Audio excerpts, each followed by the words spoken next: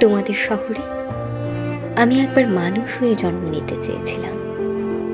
এমন মানুষ নামের প্রেতাত্মাদের ভিড়ে আমি আর মানুষ হয়ে জন্ম নিতে পারিনি। আমি তার বদলে হয়েছি মস্ত বড় অমানুষ। আমি একবার মানুষ হয়ে জন্ম নিতে চেয়েছিলাম। কেউ বলেছে কেরিয়ার গোছা, কেউ বলেছে তুই এত কালো কেন, তোকে দিয়ে কিছুই হবে না। আমি হেরে গেছি সেই হাতে কলমে আঁকা বিদ্যা জ্ঞানীর কাছে। কেউ মূর্খ বলে অপবাদ দেয়, কেউ আবার সমাজের চোখে আমাকে বোঝা ভাবে। তবে কি আমি সত্যিই মানুষ না? আমি মানুষ দেখিনি এই পৃথিবীতে। আমি একবার হেরে গেছিলাম নীলিমার ভালোবাসার কাছে। তার ফ্যামিলি আমাকে জিজ্ঞেস করলো, কত মাইনে করে গুছিয়েছ আমার মেয়েকে নিতে?